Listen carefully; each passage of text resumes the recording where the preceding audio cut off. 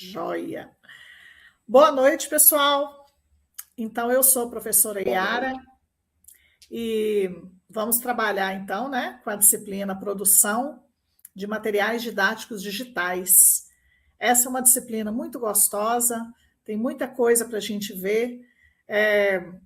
Olhando o programa Ementa, né? Tem tanta coisa que eu queria colocar, eu falei, nossa, será que vai dar para colocar tudo que eu quero aqui e tal? Vou tentar inserir aí, principalmente na segunda e na terceira vídeos complementares, tá? Para contribuir. Essa primeira semana, ela é mais tranquila, é mais no sentido de conhecer mesmo, né? A disciplina. E só reforçando, vou informar que a aula está sendo gravada, tá? É importante avisar. Bom, eu vou compartilhar a tela, então. Eu coloquei aqui, ó. Todos estão vendo? Tá. Sim. Joia. Eu vou mudar. Estou vendo. Oi? Estou vendo, sim. Eu vou mudar lá para eu passar os slides, então talvez eu não consiga ver vocês. Se tiver alguma mensagem aí no chat para eu responder, aí eu peço ajuda a Marina e a Débora, tá? Para me sinalizarem aí. Beleza. E enquanto eu estiver passando, eu não consigo ver. Então, vamos lá. Bom. Então, essa disciplina, ela tem muito caráter de produzir mesmo, da gente adquirir conhecimento para ir para a sala de aula, né? É claro que quando a gente fala em material didático digital, você poderá usar num curso EAD ou você poderá usar em sala de aula mesmo. Quem aí trabalha como professor, né? Tem essa oportunidade de levar isso para a sala de aula também, porque é uma ferramenta que você pode construir e que hoje muitas turmas, né, muitos alunos, às vezes muitos têm celular, ou então se por acaso for uma escola onde a realidade é de baixa renda, aí você pode tentar levar os alunos, levar um data show para a sala de aula, para você apresentar, né? Ou se houver oportunidade de computadores. Então, para você poder aproveitar essa oportunidade aqui. Então, a primeira coisa que a gente vai pensar quando fala em introdução, é a apresentação. Teve até um colega que postou lá no fórum sobre a questão do material. Vocês conseguiram acessar direitinho o PDF? Vocês conseguiram ter acesso, abriu direitinho, conseguiram ler o material? Sim, professora, eu consegui, sim. Tranquilo. Ah, ótimo. Então tá. Porque lá nós colocamos em duas versões, né? O link para você acessar diretamente o material do MEC ou o material em PDF também. Então, aí E aí, como os capítulos são curtinhos, principalmente o capítulo 1, o primeiro material é pequenininho mesmo, acho que são 9 páginas só, né? Eu voltei aqui, consegui acessar, consegui ler o chat aqui, enquanto eu não passo o slide. Bom, então vamos lá. Então, vamos entender, né, a contextualização. Primeiro, a gente precisa pensar na expansão da educação à distância. Então, nós temos hoje essa realidade, né, presente assim para vários cursos, várias instituições, várias cidades, né? E muitas cidades, inclusive, onde tem essa oportunidade, às vezes não tem uma instituição ali por exemplo, uma instituição física, né? onde o aluno consiga fazer o curso que ele precisa, o curso que ele quer. E a EAD vem justamente para preencher essa lacuna. Então, e é claro que isso decorre do crescente uso das tecnologias, né? E pensando principalmente na educação, nós não podemos mais pensar numa sala de aula, isso já tem anos que eu ouço falar, e a gente vê assim que ainda é difícil, né? Mas ainda é difícil por causa da estrutura, né? Das escolas. Mas assim, não tem como a gente pensar em educação sem uso de tecnologias, né? E aí, pensando nas digitais especificamente, nos materiais que a gente pode ter acesso, então, a cada dia a gente percebe que aumenta mais. E, além disso, exatamente por causa desse crescente uso das tecnologias digitais na educação, nós temos, então, a necessidade de repensar práticas pedagógicas.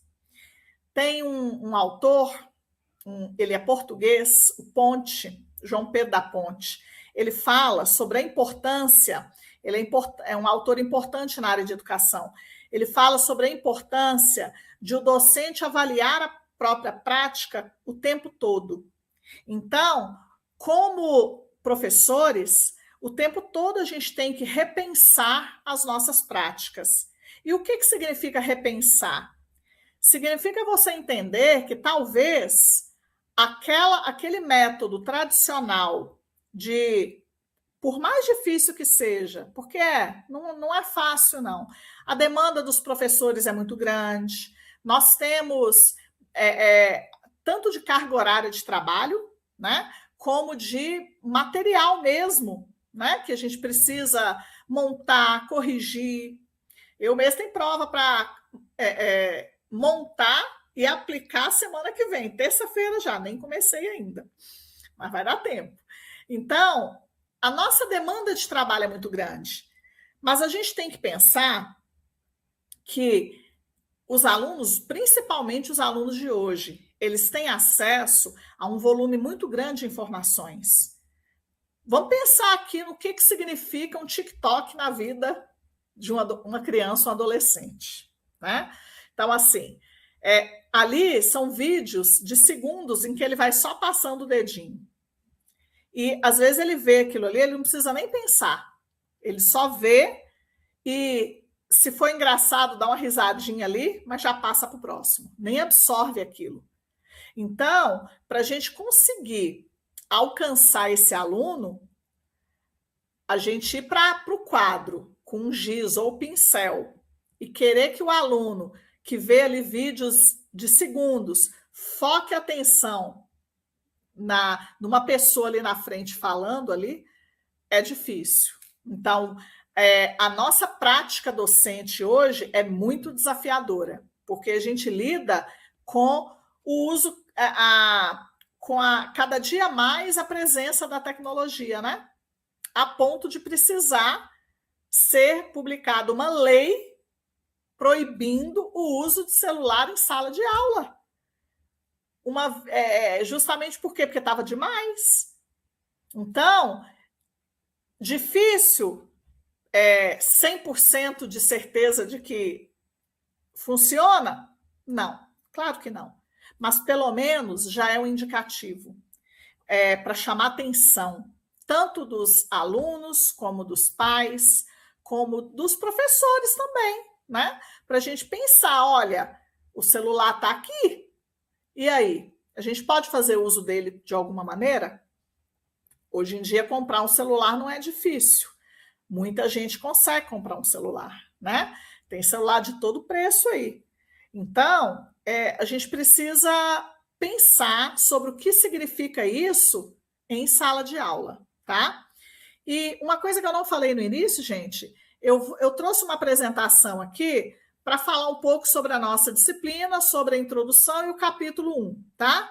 Mas se alguém tiver alguma coisa para compartilhar ou alguma pergunta, pode ficar à vontade. Pode ligar o microfone aí, ou então escreve no chat que quer falar, as meninas me avisam para eu parar com a minha falação aqui 1 minuto, tá bom? Vocês podem ficar à vontade, tá? Eu gosto sempre de uma proposta assim, bem dialogada. Então, eu ficar falando aqui 100 minutos, mais ou menos, vai ficar cansativo para vocês. Quanto mais vocês puderem trazer para contribuir, experiências, relatos, são sempre bem-vindos, tá? Bom, então agora, o que é a ideia central da disciplina? Produzir materiais digitais não é apenas usar tecnologia. Porque quando a gente pensa assim, material didático digital, a primeira coisa que vem na cabeça, eu vou digitar ali um texto, eu vou colocar ali, vou pegar do livro, vou montar aqui um material, posso salvar em PDF e pronto, isso é digital. Não necessariamente. A ideia dessa disciplina é justamente trabalhar tudo que envolve a possibilidade de ser digital, né? Então, por exemplo, uma coisa que a gente vai fazer é verificar a possibilidade de jogos, alguns sites. Esqueci de me apresentar. Eu sou professora de matemática. Minha formação é licenciatura em matemática. Então, vou trazer para vocês algumas coisas na área de matemática, né? Mas, uma vez que o público é bem diversificado, eu não vou focar apenas nisso, tá? O meu mestrado, doutorado é em ensino de ciências e matemática. O doutorado, especificamente, na área de inclusão. Então, quando se fala em produzir materiais digitais, eu ainda gosto de ir lá e colocar uma outra palavrinha no final, que eu torço para que em breve ela já não precise mais, já não seja mais necessária, que é o inclusivo. Então, materiais didáticos digitais inclusivos. E aí a gente vai ver aqui na disciplina também o que é o que significa essa palavrinha, né? Porque você pode montar um material que não é inclusivo, tá? E aí, para pensar nesses materiais digitais, exige planejamento, e agora vem uma palavra mágica, que eu quero que vocês guardem isso aí. É uma expressão muito importante, a intencionalidade pedagógica. Por quê? Eu posso pegar, por exemplo, um dado. Eu pego um dado. Aí eu pego um dado maior assim e vou trabalhar, seja com crianças na alfabetização, para mostrar a questão da contagem, ou posso pegar esse dado para usar numa brincadeira mesmo, né? Esse dado, ele é apenas um objeto, ele é apenas um material, uma ferramenta. Se ele vai ser didático ou não, depende do meu objetivo ali. Se ele vai ser digital, no caso aqui não, eu peguei um material manipulável, né? Agora, se eu pego esse dado e simplesmente coloco ali para os meninos brincarem, para as crianças brincarem, ali é apenas um brinquedo. Se eu coloco uma intenção, um objetivo, aí vira o quê? Um material didático. E aí a gente pode chegar em um recurso didático, tá? Nesse caso especificamente, nós vamos pensar em materiais, não necessariamente recursos, tá? Mas a nossa disciplina, ela foca na produção de materiais digitais, mas que a intencionalidade pedagógica está sempre presente. Vamos pensar o seguinte, bom, quais são os problemas que a gente vai encontrar aqui nessa disciplina? Principalmente lá no capítulo 2, 3 e no 4, né? Então, o capítulo 1, ele traz justamente assim uma apresentação e um pouquinho do que é que a gente pode encontrar por aí. Então, primeiro, um problema comum que pode aparecer é a transposição direta do conteúdo para impresso para o digital. É aquilo que eu falei. Você pega um livro, copia o que está do livro para o material, você vai digitar e vai salvar em PDF e pronto. Você simplesmente copiou. O uso de tecnologia sem reflexão pedagógica. Aí é a questão da tecnologia sem intencionalidade. Você vai colocar um link ali de um vídeo, mas assim, e esse vídeo que você colocou, que você vai propor, tem propósito? Faz sentido? Você vai passar um filme para os alunos? Tá, eu vou passar um filme, mas e esse filme aí? Ele tem algum objetivo ou é simplesmente para preencher o horário, para preencher o tempo? Porque a gente sabe que, infelizmente, isso acontece muito, né? Então, é o uso da tecnologia sem propósito, sem a devida reflexão pedagógica. E qual é o papel do professor? O professor, nesse caso, ele tem que ser o mediador do processo de aprendizagem. Então, o material didático, ele pode ser o melhor possível. Ele pode ser, assim, aquele com todas as características, ele pode ser inclusivo, mas se o professor não cumprir o papel dele, esse material não vai servir para nada. Porque o aluno ele vai pegar e não vai saber o que ele tem que fazer com aquilo. Quer ver um exemplo muito, muito fácil de entender isso? Aqui no grupo, aqui na turma, nós temos, até a hora que eu olhei, deixa eu voltar e ver aqui. Deixa eu ver quantas pessoas tem agora. 21, já estamos em 21 aqui. Dentre todos que estão aqui na sala, e assim, ainda temos um número muito grande de matrículas, né? Dos que não estão aqui. Eu acredito que, pelo que eu andei olhando aí na formação de vocês, é bem variado. Então, nós temos aqui de todas as áreas. Aí vamos supor que dentre os que estão aqui na sala agora e que são professores, tem alguém que gosta de trabalhar com gamificação. A gamificação é o uso de jogos como recurso didático, né? Aí a pessoa vai, pega um jogo, monta, tem o trabalho danado de montar, porque dá trabalho, customizar um jogo não é fácil. Você entra lá, por exemplo, no Kahoot. Alguns eu vou trazer para vocês aqui na semana que vem. Aí você entra lá para customizar um jogo. Aí tá, você tem aquele trabalho para planejar, aí você insere lá as questões que você quer, aí depois, pronto, ficou perfeito. Fez o teste, jogou, deu certinho. Aí você passa para os seus alunos. Aí quando você manda para eles, eles não sabem nem... Tem dúvidas básicas que assim, que eles não sabem por onde andar, não sabe, às vezes, nem jogar, nem entende o que tem que fazer no joguinho. E eu estou falando isso com uma experiência própria. Eu usei um jogo numa aula, inclusive a minha ideia foi fazer uma avaliação de matemática diferente. Eu peguei o conteúdo de função afim e função quadrática, peguei umas questões, coloquei num jogo de uma plataforma que chama Remar, lá da Federal de São Carlos.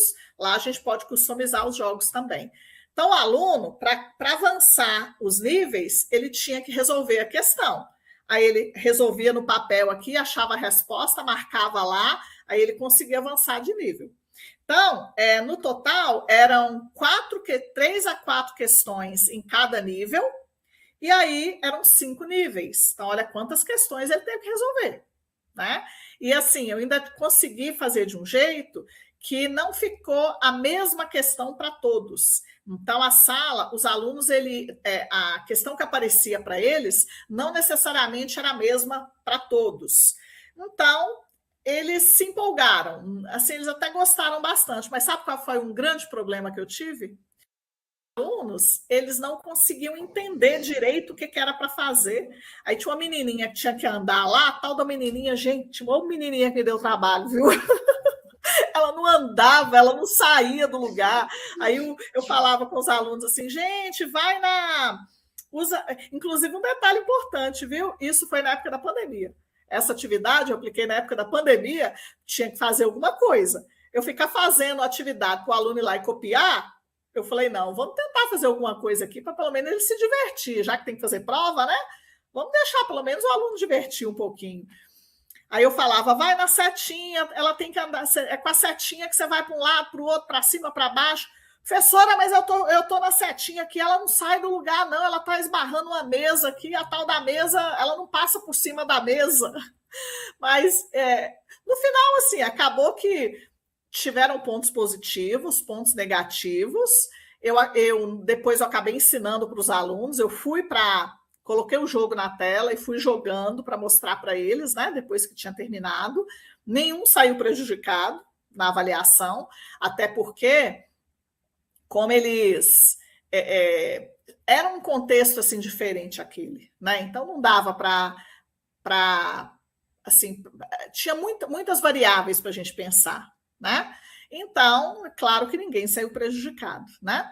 Eu esqueci de comentar, aqui no Cefet eu trabalho também com ensino médio, então eu leciono também matemática para os cursos técnicos. Então, de primeiro, segundo, terceiro ano, esse ano, por exemplo, eu estou com 2 turmas de terceiro. Ano passado, eu tive 2 de primeiro e 2 de terceiro. E a gente vai alternando assim. Aí aqui a gente dá aula do médio, a partir do primeiro ano, né? Aí até onde precisar. Então, bom, além disso, o professor ele tem que desempenhar um papel. Gente, eu adoro essa expressão, eu acho ela tão bonita, designer de experiências educativas. Eu acho isso chique demais. Pensa só, porque imagina qual é o papel do designer. Eu já adoro o papel do designer, das designers que a gente tem aqui no curso, né?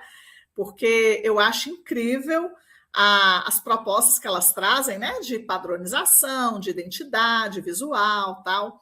Mas aí, se a gente parar para pensar, designer de experiências educativas, eu acho isso muito chique. Depois eu quero ouvir o que vocês têm para me dizer a respeito disso, viu? E, além disso, responsável pela organização e intencionalidade dos materiais. É o planejamento, né? É o professor que vai fazer isso. Ninguém vai fazer isso por nós. A gente não pode pensar que a coordenação pedagógica da escola vai fazer isso por nós, vai montar um plano de aula, vai montar a atividade que a gente tem que aplicar em sala. Não, isso é responsabilidade do professor. Né? Ele é que tem autonomia para desenvolver a sua aula do jeito que ele acredita. E colocar a intencionalidade também, olha como que isso é sério. Olha como que isso assim, é sério mesmo, vou usar essa palavra, não vou mudar essa palavra não. Porque a intencionalidade que você coloca no material é aquela que você acredita. Então, por aí a gente vê que o cuidado que a gente tem que ter, né? Bom, aí vem, então, a produção dos materiais. A produção de materiais requer um planejamento prévio, em primeiro lugar, a definição de objetivos de aprendizagem. Essa definição de objetivos é importante, isso, claro que está lá no planejamento. Adequação ao público-alvo também, tudo faz parte do plano, né? Na terceira semana, nós vamos trabalhar o capítulo 4. O capítulo 4, ele vai falar justamente sobre a produção e a gestão de materiais. E aí vocês vão produzir. É o trabalho final da disciplina. Vocês vão produzir um material e aí, para isso, eu apresento lá para vocês uma sugestão, é claro, sugestão de plano de aula. Então, através daquele plano, vocês vão seguir lá.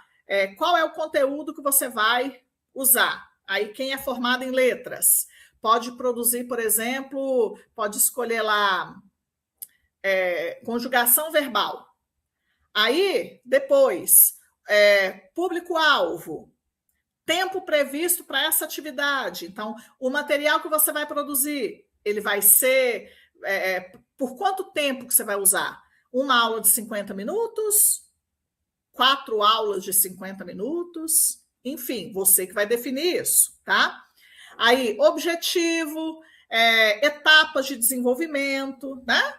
Metodologia, que aí no caso é a metodologia, referenciais bibliográficos, quer dizer, quais livros que você vai utilizar para montar esse material.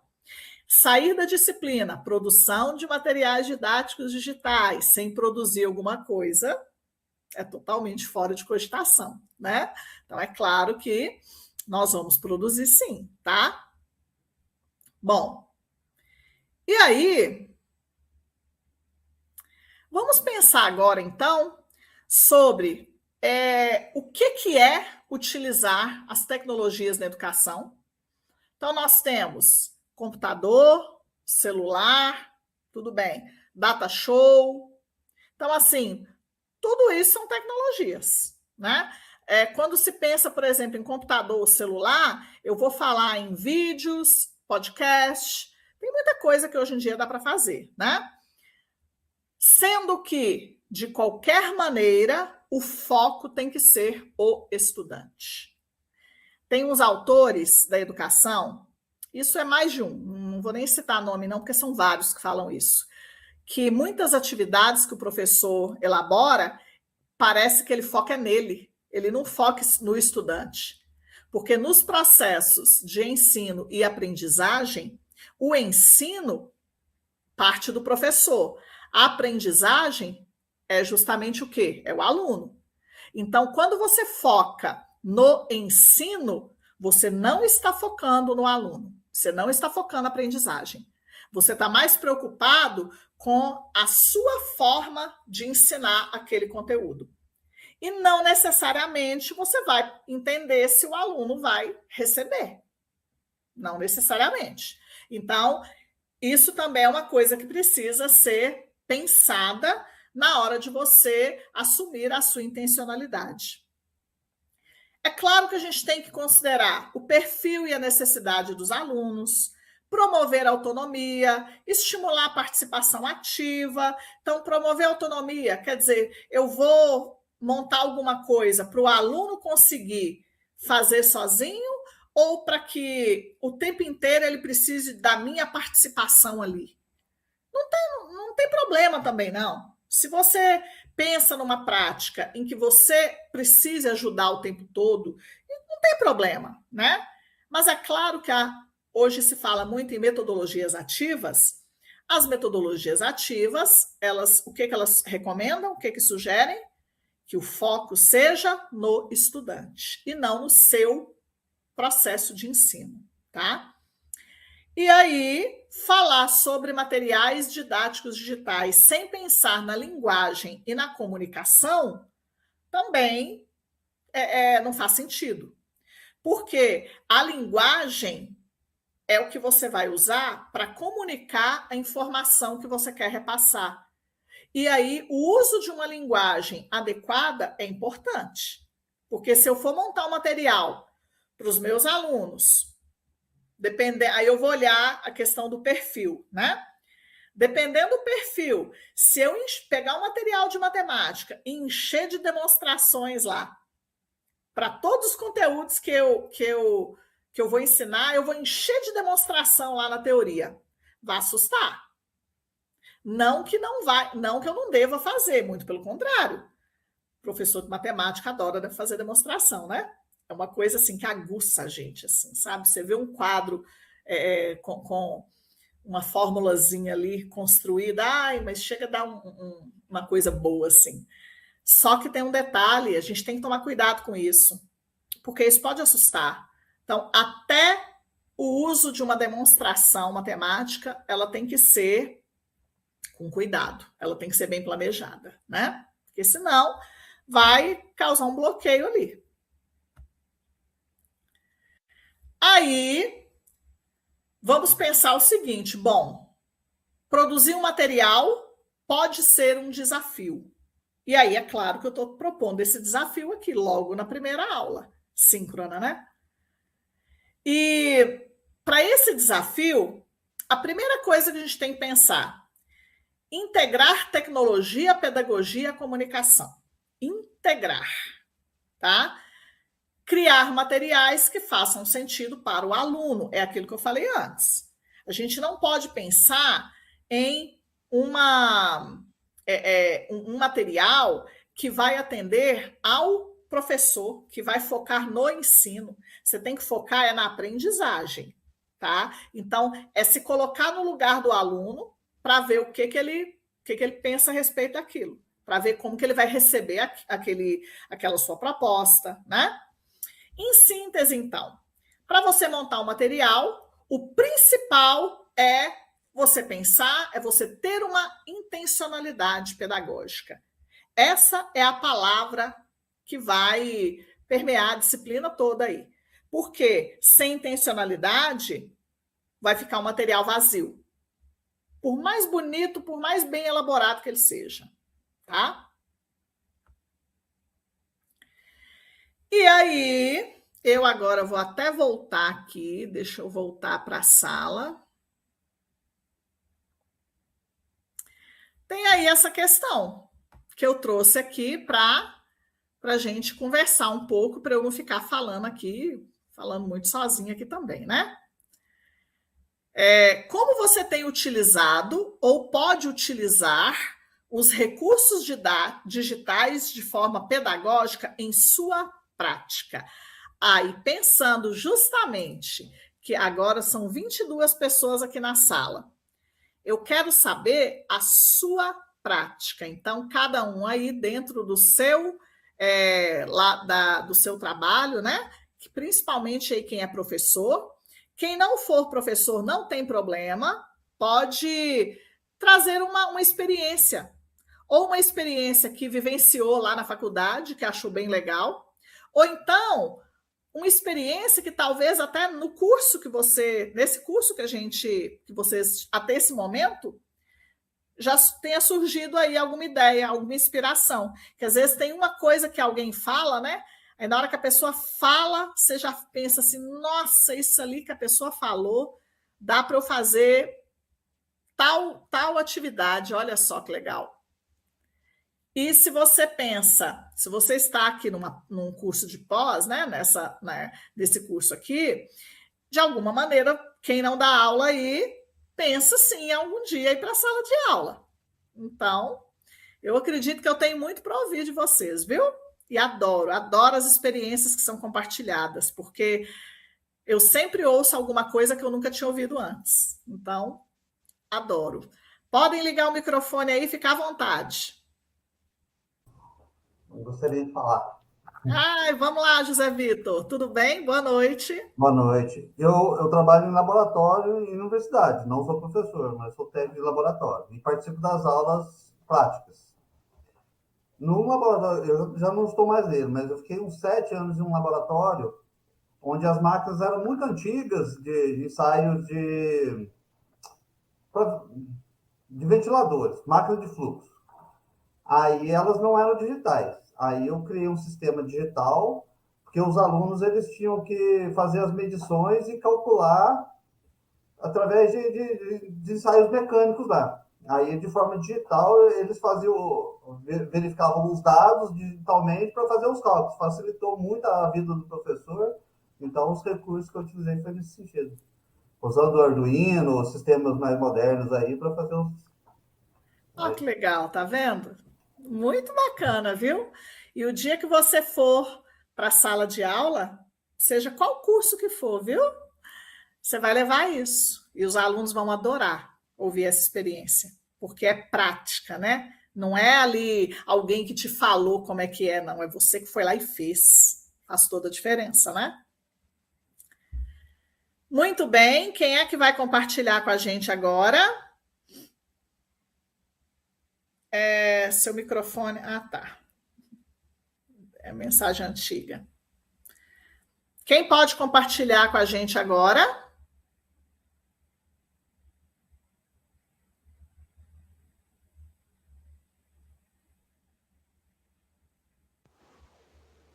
Nossa, uma confusão que está esse tema. Que confusão! Eu não consigo nem entender. Nossa. Oi, Elaine? Tá. Ô, professora, desculpa, eu perdi aqui o sinal. Estou no computador aqui, mas nada não. Pode continuar, viu? Eu estou querendo ouvir você. Eu achei que você ligou o microfone para compartilhar alguma coisa com a gente. Não, é minha internet que está caindo aqui, professora. Então tá. Estou acompanhando isso. Muito bem. E aí, gente, o que vocês podem trazer para mim? Quando vocês vão pensando aí, eu já vou até abrir uma outra. Deixa eu ver se está aparecendo. Ó, tem essa pergunta professor. aí. Oi, Yara. Oi, Moacir, pode falar. Boa noite, tudo bom? Boa noite. Como eu estou no celular, até acabei desligando meu vídeo aqui para ver se economiza um pouco, a bateria está acabando. Eu vim trazer meu menino na aula, estou aproveitando aqui e participando da aula. Joia. Mas, então, assim como o José Vitor, né, eu também não tenho tanta experiência em docência, né? Para mim está sendo um desafio agora recente, né? Eu pegar essa realidade, vamos falar assim, e eu vejo que na atualidade esse desafio é maior ainda, né? Conforme você colocou no início da apresentação, a informação ela está muito fácil hoje para com os alunos, né? E de tempo assim imediato praticamente, né? Não só a questão de vídeos, qualquer tipo de informação está ali na palma da mão, né? Sim. Então a gente tem que ser muito assim criativo, né? Em função disso aí para poder saber colocar um conteúdo de qualidade, né? E que você falou também, um conteúdo que não dê certo apenas para a gente, mas principalmente para a sala de aula, para os alunos, né? Eles surtam um efeito para a sala de aula e chamar a atenção deles, né? Então, assim, esse desafio eu vejo que ele é muito grande por parte da gente, né? Que tenha, além da questão de estar fazendo aí a preparação de todo o assunto que vai ser ministrado ali, né?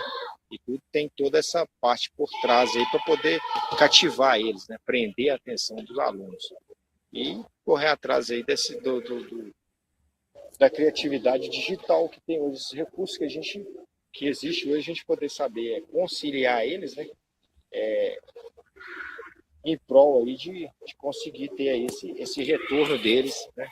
E absorver o conhecimento que a gente vai passar. Porque acaba aqui sendo preocupante, né? Porque é muito imediatismo para eles. Eles querem as coisas muito rápido, muito imediato, né? A grande maioria, quando a gente vai ver, não, professor, vai ter que escrever de novo, professor, vai ter que escrever tudo isso, sabe? Então, assim, é preocupante se realmente eles absorvem as coisas hoje, né? Porque é muita formação. Tem que ver se... É muita informação, perdão. Aí tem que ver se eles estão tendo realmente a formação, né? Pelo menos o mínimo da formação necessária. É isso mesmo, exatamente. O que é que eles estão recebendo, né? Porque o que eles recebem é o que eles vão devolver para o mundo depois, inclusive, né? Então, isso é uma coisa que a gente precisa ficar bem atento, né?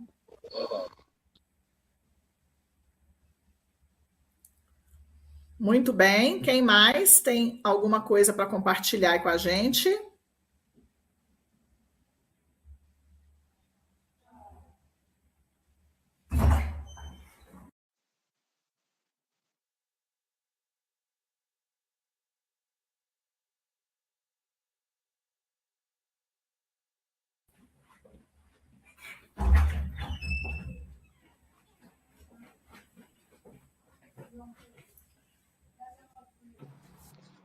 Boa noite, professora. Tudo bem? Boa noite, Carlos Alexandre. Tudo bem? Tudo jóia. Eu vou trazer aqui uma experiência da minha graduação, né? Sou graduado em licenciatura em Física, que foi um pouco diferente. Na parte de laboratório, né, nós tínhamos que pegar muitos ensaios e calcular tudo na mão. E já existia, à época, um programa para fazer isso, mas o nosso professor proibia a gente de usar o programa e disse que a gente tinha que calcular na mão. Primeiro, a gente tinha que aprender a calcular na mão, para depois usar o programa. E com relação a recursos digitais, eu fiz um curso de aperfeiçoamento na Fiocruz, no Rio de Janeiro, em 2017, e foi apresentado o Kahoot, que foi onde eu pensei em fazer também quando... Eu não estou mais na sala de aula, né, mas à época, utilizar o Kahoot para fazer com os alunos, como até uma metodologia ativa, né? Essa foi a minha experiência. Muito legal. Kahoot é ótimo, né? Tem muita coisa que dá para a gente aproveitar. Ô, Carlos, deixa eu aproveitar, deixa eu pedir uma opinião sua numa coisa, já que você falou aí, sobre que o professor primeiro queria que vocês aprendessem, né? No lápis, para depois usar o programa. Também já passei por isso, né? Na matemática, então, assim, por exemplo, em estatística. Já tive, né? Quando eu estudei estatística, também aconteceu isso. O professor queria que a gente aprendesse primeiro os cálculos na mão, podendo usar a calculadora, né? E aí, só depois é que veio o ensino por meio, por exemplo, de um Excel. O que você achou disso, Carlos? Qual a experiência que você tirou disso? Você acha que é assim mesmo? Você pretende fazer assim o dia que você for para a sala de aula? Ou você acha que não tem necessidade mais? Olha, professora, na época, hoje eu até entendo o que o professor queria, né? Na época ele forçava tudo a gente fazer braçalmente, né? Anotar todas as medições, fazer cálculo, fazer desvio padrão, fazer linearização de curva, tudo com papel de log. Ele não aceitava. O programa fazia tudo isso para a gente, era só jogar os dados. Mas ele não aceitava. Ele só deixou a gente fazer isso já no final do semestre, quando a gente já tinha feito todas as provas, inclusive as provas dele, a gente tinha que fazer também tudo no braço. Assim, eu acho que a gente teve um ganho de conhecimento, mas a gente perdia muito tempo com isso, porque era muito demorado fazer todos aqueles ensaios, calcular. Às vezes a gente perdia uma aula inteira, não conseguia terminar, ia para outra, e acabou que a disciplina, algumas coisas atrasaram, por isso, né? Porque realmente é demorado. Mas a gente aprendeu bastante a usar papel de gráfico, de log, papel milimetrado, essas coisas, cálculo de desvio padrão, todas essas coisas a gente aprendeu bastante, porque a gente praticou muito, muito mesmo, entendeu? Mas o Origin, na época, ele iria adiantar, eu acho que a gente ia progredir muito mais. Talvez a gente não tivesse a habilidade de fazer o gráfico na mão, entendeu? Você falou uma coisa importante, que assim, nos dias de hoje, né? Eu trabalho no terceiro ano, lá aqui no Cefet, e tem estatística, né? No conteúdo. Eu ensino. Eu ensino assim, o básico para o aluno lá usar a calculadora, né? Uso poucos dados, só para ele aprender como é que é. Até porque no Enem ele precisa. Mas assim, para uma quantidade grande de dados, eu não consigo imaginar sem Excel, não. Então, aí a aula para eles é com Excel. E me lembro de uma situação que eu trabalhei com estatística no curso de pedagogia. Tem algum pedagogo aqui na sala?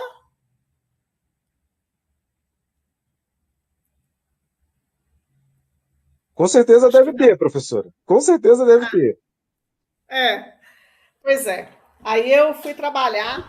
Aí você intimidou o pessoal não quis falar, não. Aí eu não sou pedagogo, não, mas tipo assim, aí você falando assim, o pessoal fica intimidado. Não, na verdade é porque eu ia perguntar, o que eu queria era justamente saber a experiência da pessoa, porque quando eu trabalhei estatística no curso de pedagogia, Luciane,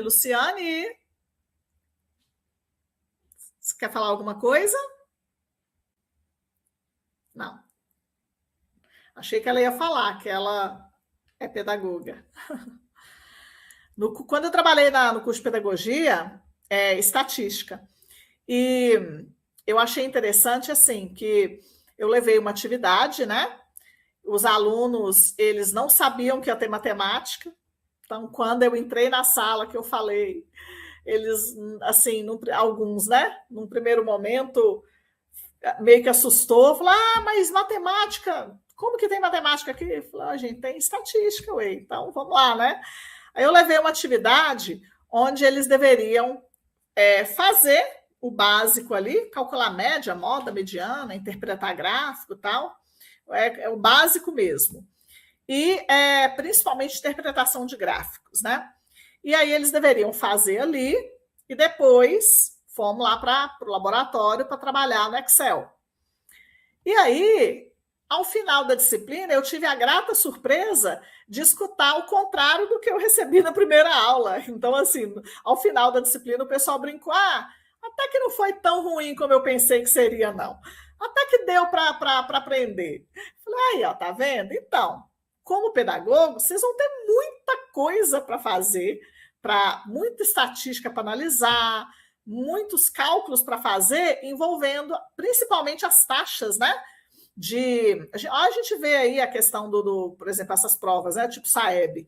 Aquilo ali é análise estatística pura, né? Então, não tem como correr, né? E aí foi interessante. No final deu tudo certo. Professor, Quem mais quer? Oi? a senhora falou aí de interpretação de gráfico, aí eu lembrei, esse curso que eu fiz na Fiocruz, ele falava que ele era de ensino em biociências de saúde, mas na realidade ele de ensino ele não tinha nada. Era praticamente, eu fiz um curso de biologia, né? E aí o que aconteceu? A maioria era biólogo e farmacêutico, e tinha eu lá perdido de física no curso. E ninguém queria fazer trabalho junto comigo porque eu não tinha muito conhecimento de biologia, né? Tive que estudar lá e tal. Mas quando começou a aparecer os trabalhos e todos os artigos científicos tinham gráfico para interpretar, aí o pessoal começou a me escolher, porque eles não sabiam interpretar gráfico, aí pô, queria alguém para interpretar o gráfico. Aí Pois o tá físico que ia vendo? lá interpretar o gráfico. É isso aí, tá vendo? Não tem jeito, né? Em todas as áreas, né? Bom, Professor, oi, pode falar. o caso Alexandre falou em fazer tudo manual para depois que o professor cobrava. Tem um fundamento interessante, porque, por exemplo, quando eu fiz desenho técnico, que a gente desenhava manual, pegava um objeto e passava ele para a folha, você aprende a visualizar o objeto. Agora, quando você faz direto num AutoCAD, num Pro Engineer, algum tipo de software assim, eu já percebi que as pessoas não entendem o que eles estão fazendo. Eles não entendem direito o objeto. Eu acho que muitas vezes para fazer uma prática no manual para depois aprender é interessante também. É É, uma forma legal de aprender. sim. Dá para fazer o contrário também, né, José Vitor? Você entra com a motivação, usando ali um programa para o aluno saber que aquilo existe, que dá para fazer daquele jeito, né? Aí depois você fala, bom, então agora vamos ver aqui uma outra forma, como é que calcula mesmo, vamos usar alguns dados aqui, né? Então, no caso do terceiro ano, por exemplo, eu sempre gosto, uma das avaliações eu sempre dou como um trabalho de pesquisa. Então, eles têm que escolher um tema e lá, isso tudo assim, eu monto um plano direitinho, entrego para cada um, né? Então, eles têm ali tudo registrado, tudo explicadinho o que tem que fazer. E aí, eles têm que fazer uma pesquisa sobre o tema que eles escolherem, o grupo escolhe, e faz a pesquisa dentro do Cefet mesmo, e apresenta depois para todo mundo. Gente, mas é cada tema incrível que sai. O ano passado eu fiquei apaixonada com os temas. Teve equipe que empolgou tanto que resolveram fazer na rua. Então, aí no caminho entre o Cefet e a casa, no ponto de ônibus ali, eles foram fazendo a pesquisa para aumentar o número de dados. E, assim, foram temas muito interessantes. Assim, envolveram religião, diferença entre fé e religião. Olha que tema profundo que eles levaram, né? Teve tema envolvendo a questão do LGBT, questão de preconceito, homofobia e etc. Esse grupo focou em quem já tinha vivido alguma experiência de homofobia. Então, assim, foi bem forte, inclusive, porque eles apresentaram relatos. Foi muito bacana. Isso é estatística. Então, assim, é uma maneira da gente trazer outros temas para dentro da nossa sala, né? Para a gente contextualizar ali. Bom, quem quiser falar, pode ligar o microfone, tá? Marcela, não tive estatística em pedagogia, tive aula de matemática bem básica mesmo, faz muita falta. Pois é, Marcela, eu ouço falar muito isso, viu? Que faz falta, que precisava, né, de um pouco mais de matemática. Porque, às vezes, os professores do Fundamental 1, por exemplo, eles são cobrados por uma coisa que não necessariamente eles têm informação. Então, faz sentido isso aí, viu? Quem quiser ligar o microfone e falar alguma coisa, pode falar. Enquanto vocês pensam aí, eu vou apresentar para vocês aqui uma plataforma que é aquela que eu falei sobre os jogos, tá? Nesse caso aqui, deixa eu ver o que vocês estão vendo aqui, tá? Eu trouxe aqui, então, essa aqui é a plataforma Remar, lá da UFSCar. Então, aqui embaixo, ó, realização, na parte de baixo aqui tem o laboratório aqui de objeto de aprendizagem, né? Lá da UFSCar, Federal de São Carlos. Aí a RNP, essa plataforma que a gente está usando agora, apoiou a construção desse site aqui, a CAPES e redes sociais. Então, o que acontece? Vocês podem ver que tem meu nome aqui, ó. Por quê? Porque aqui é possível você criar uma página para você. Você cria a sua página e aí você tem aqui, por exemplo, bancos de jogos. Tem vários jogos aqui, tem muita coisa que você pode fazer, que você pode aproveitar. E aqui, inclusive, o que eu acho interessante é que tem de todas as matérias. Então, eu trabalho essa disciplina em várias categorias. Por exemplo, já trabalhei com essa disciplina lá no curso de formação de professores, graduação. A Marina foi minha aluna lá, inclusive, né?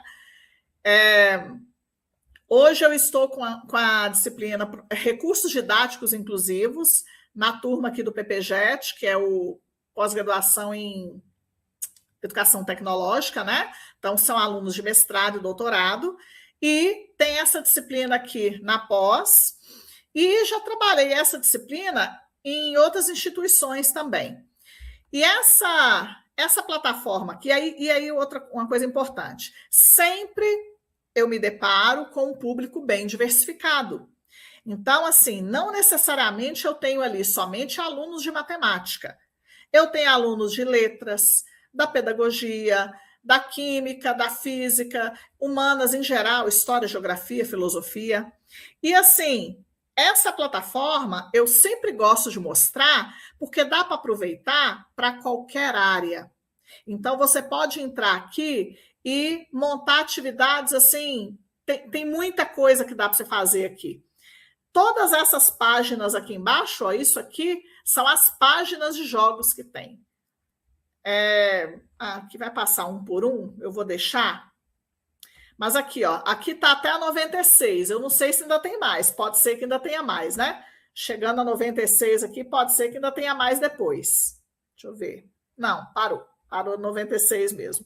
De qualquer maneira, olha, na última página, nós temos aqui 4 jogos, tá? E aí, vocês podem ver que tem, assim, de tudo. O jogo da forca, como ele é o mais fácil de customizar, é o mais usado. Então, se eu pegar, por exemplo, aqui uma página qualquer, a página 34 aqui. Aqui, eu tenho Mar do Saber, que é para ciências. Nesse caso aqui, Sherlock Investigações. Não sei se é isso que eu estou confundindo. Não lembro o que é esse aqui, não. Eu estou confundindo com o outro. E jogo de memória. Então, assim, são várias possibilidades que tem. E aqui, a ideia você tem banco de jogos que você pode usar o jogo que outra pessoa montou para a sua turma. Você pode vir aqui, customizar. Em customizar, a internet vai ajudar. Só um minuto aí que está rodando o negócio aqui.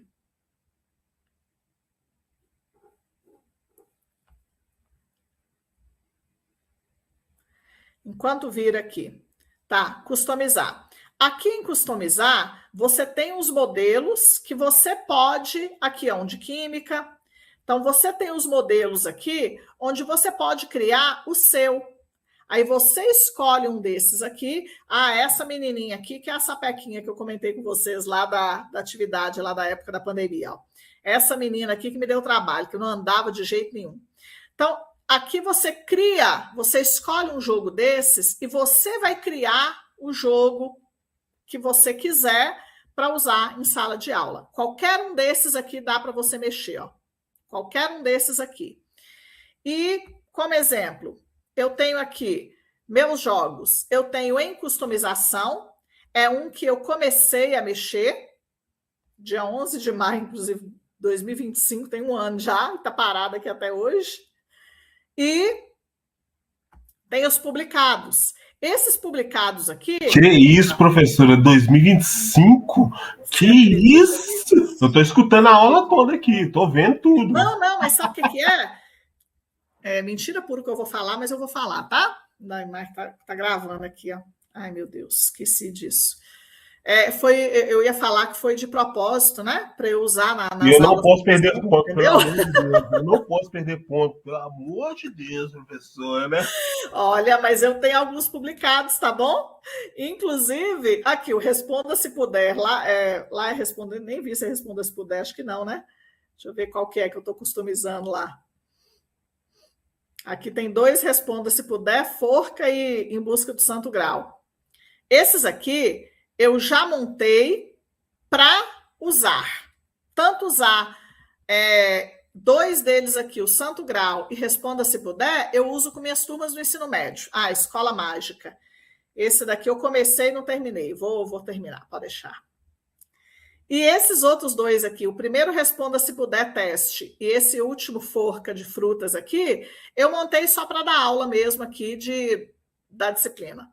Então, você usa do jeito que você quiser para criar uma estratégia, para criar uma atividade interativa, né? E isso tudo você coloca no seu material didático. Isso tudo você leva para, desde que você tenha uma intencionalidade pedagógica, aí, ó, tá vendo, Arilson? Até aquele que eu esqueci, tá? Tem uma intencionalidade pedagógica ali, que era mostrar para vocês um exemplo de que ele, se você começa, ele fica lá, né? Mentira. Mas não é porque esqueceu, não. Eu só falei 2025, professor. Pois é. Vou criar mais um exemplo. Vou entrar lá, eu entro lá, faço alguma coisinha lá e saio só para atualizar aquela data lá.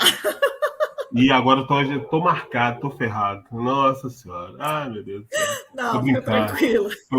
Tô brincando. Então, gente, esse exemplo que eu trouxe para vocês aqui, dessa plataforma, é uma possibilidade de você, daqui a pouco, montar um produto. Então, você vai montar até o fim no caso, nessas 3 semanas, né? Porque a última semana é de revisão, né? Praticamente. Então, ao longo dessas 3 semanas, o que nós vamos estudar é como produzir, como avaliar um material didático. E aí, depois, vocês vão produzir também. A ideia é, a gente vai dividir em grupos, tá? Vou usar aquela ferramenta Wiki lá do Moodle, né? E aí, vocês vão produzir alguma coisa. Então, vocês já podem ir pensando aí. Já pode pensar no conteúdo que vocês querem, que vocês gostariam de fazer alguma coisa. E aí, se tiver dúvida, vocês podem mandar mensagem lá, vocês podem, até na próxima aula também, na aula síncrona, vocês podem tirar dúvida lá, tá? Então, eu trouxe esse exemplo aqui. Quem mais muito interessante aprender sobre os recursos didáticos inclusivos. Estamos precisando muito nas escolas, é verdade, Marcela. Estamos mesmo, viu? E assim, é tão difícil, se a gente for parar para pensar, eu falo muito sobre a questão da inspiração que o professor precisa ter, né?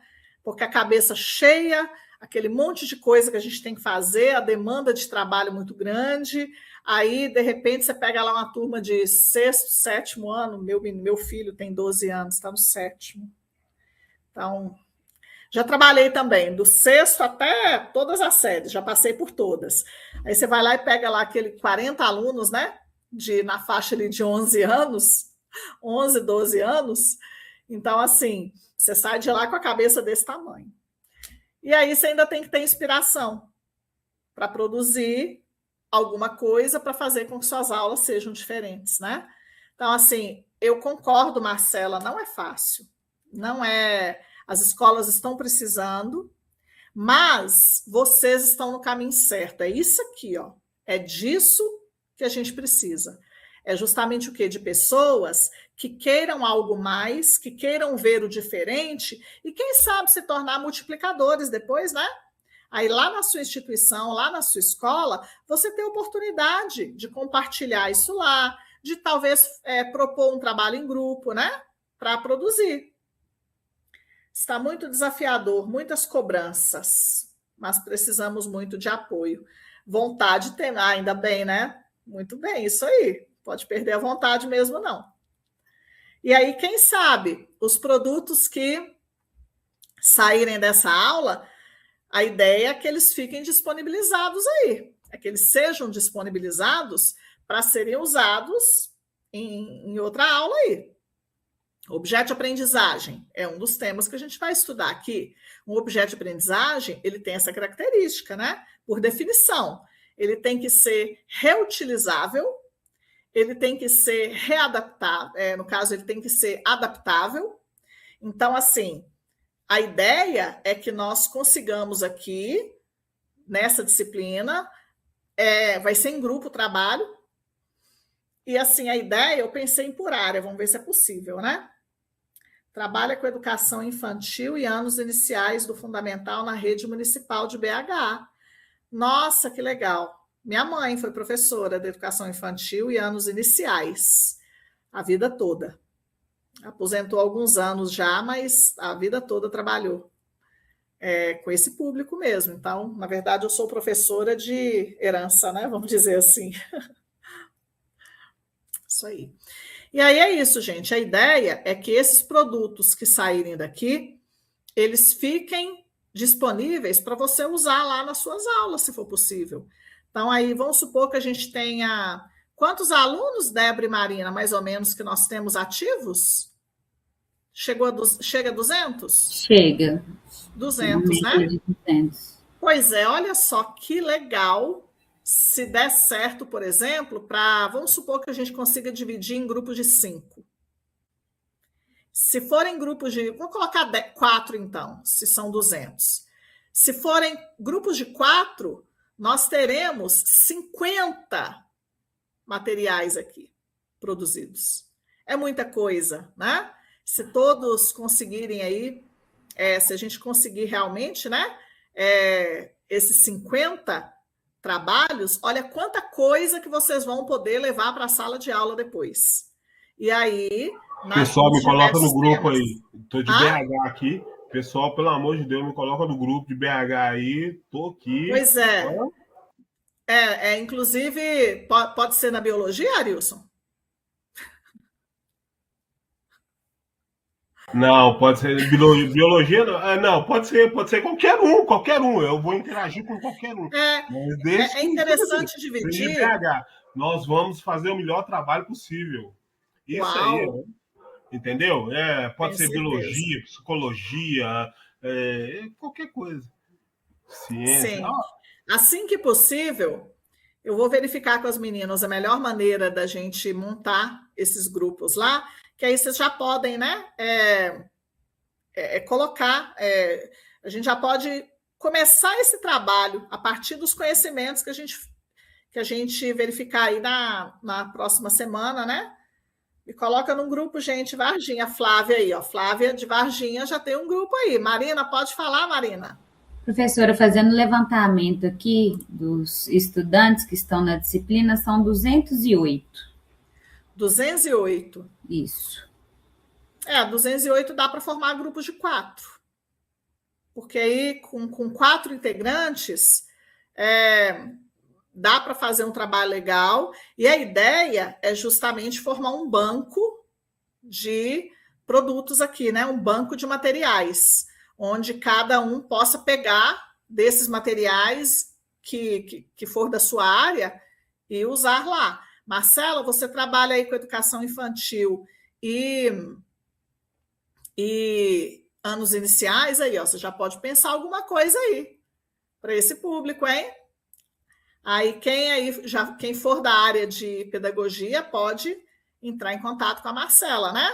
Para formar um grupo aí. Flávia falou que é de Varginha, mas qual que é a sua área, Flávia? Boa noite. Então, Boa noite. eu sou supervisora pedagógica, eu trabalho em 2 segmentos. Na rede estadual, como supervisora do MTI, né, na Escola de Tempo Integral, e eu sou professora de ensino religioso na rede pública aqui em Varginha. Então, eu tenho 2 áreas de atuação diferentes. Eu trabalho... 2 áreas. Na verdade, eu trabalho com a educação básica, fundamental 1, 2 e ensino médio. Olha que legal. Uma experiência E amo essa parte de gamificação, de jogos, gosto muito, muito, muito, muito, muito. Aí, ó, já dá para pensar alguma coisa aí, né? Então, vocês já podem aproveitar aí. Eu não vou para Varginha, viu? Mas eu queria. Aí um grupo, aí o Ares já está dando um jeito de sair de Belo Horizonte aqui. Estou no César Augusto, estou num fuso de 4 horas. Aqui é 00:40.